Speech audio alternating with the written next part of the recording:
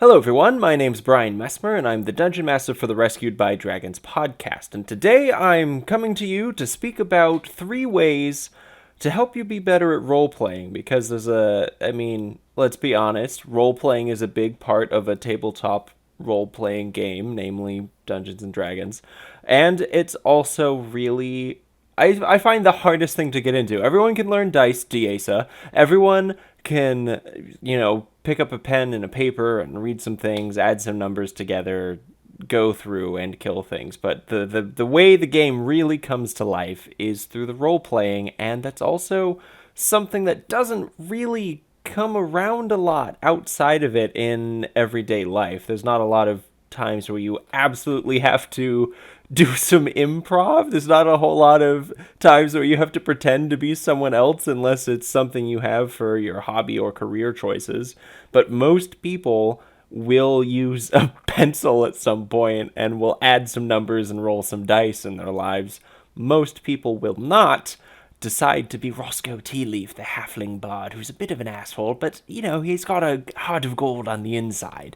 It just doesn't come along naturally. So, the first thing I wanted to mention is it really happens at the start of a campaign, or if you're adding new people to it. Make sure that everyone is on the same page of what to expect with the amount of role-playing from everyone. So not every person in the party has to be a thespian extraordinaire. That's actually a quote from the first Baldur's Gate game, if anyone has played that. Not everyone has to be a great actor, but everyone needs to kind of set the expectations for what each person in the group is comfortable with. So maybe you'll have 1 or 2 people that are going to be really outstanding and shining stars of the role playing a lot, and making sure that they're not hogging all the spotlight is a conversation for another day. That's fine. You can have those people. They're great. They're awesome. They make a party kind of come to life a little bit more. They make a game a lot more entertaining. And then maybe you'll have people that are not really into the role playing so much, but they'll do a little bit.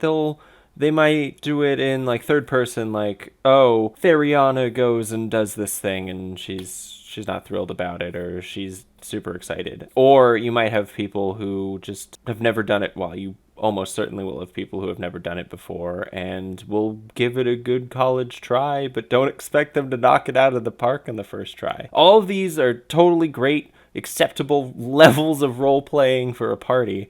Our group has a bunch of these different levels in it too. For the most part, no one in our group had really played before either for the podcast, but we have a blast, and it's still fun because we do have those more standout role players and the people that are a little more backseat, so that's really important, just to make sure that everyone has those expectations set. And then once that's there, I found at least that people will kind of come out of their shell a bit more as the game goes on, and they get more comfortable with it. And that kind of leads into number 2. You have to be okay with feeling like an absolute fool sometimes when you're role playing. Like if you have a fear of making a mockery of yourself, or kind of coming across as an idiot, just let that go. It's gonna happen. I will put that fear to the side. I will put that to rest, because I can tell you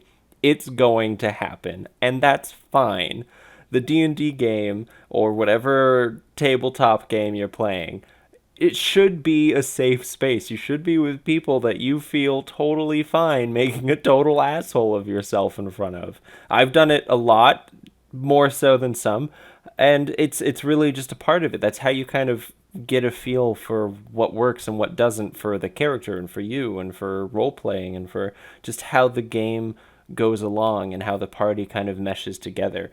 You just kind of have to put those fears to rest, and everyone be okay that everyone is going to look a fool every now and then during the game. And that's how you kind of learn and grow. Lastly, for me, and this is really for individual, less like game tips and more of actual individual player tips for role playing, I find that if you have something that kind of helps your brain click into the character, like some sort of habit, mannerism, accent, ideals, thoughts, just something, some piece of that character that is just, that's them. Once you can find that, I use that as like a trigger mechanism to kind of get into character. For me, it's a voice. All of my characters have a voice. And I'm not talking accents. I'm really not good at accents, but they have something.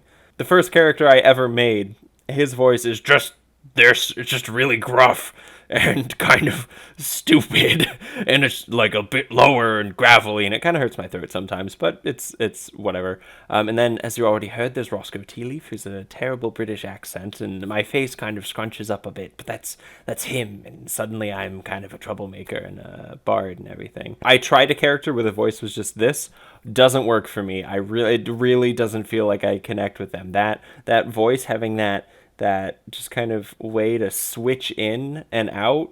So when I'm talking like this, I'm Brian, and when I'm making a fool of myself, I'm also Brian sometimes, but also a D&D character like Mr. Richard Gobbler. His name's actually Don Gobbler, but when he's in polite society, he goes by Richard. And Roscoe and a lot of other characters that I've made, and now I'm the DM for my group, so I don't really play them as much, but still, now I have that voice trick for hundreds of characters instead of just like the 2 or 3 that I've made, and it's what works for me. I mean, that being said, obviously you'll find something that works for you.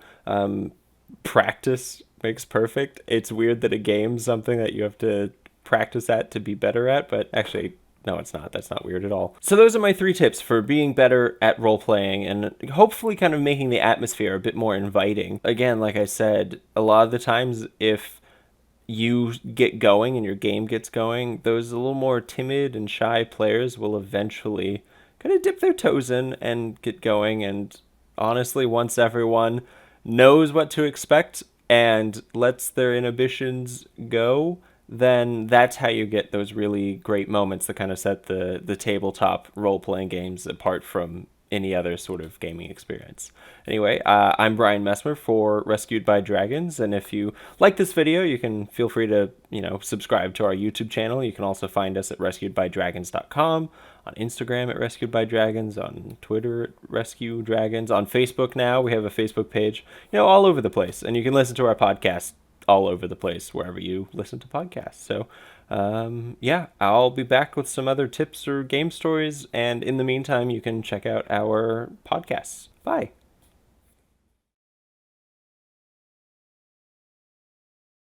Hello everyone, my name is Brian Messmer, and I'm the Dungeon Master for the Rescued by Dragons podcast, and today I was hoping to speak with everyone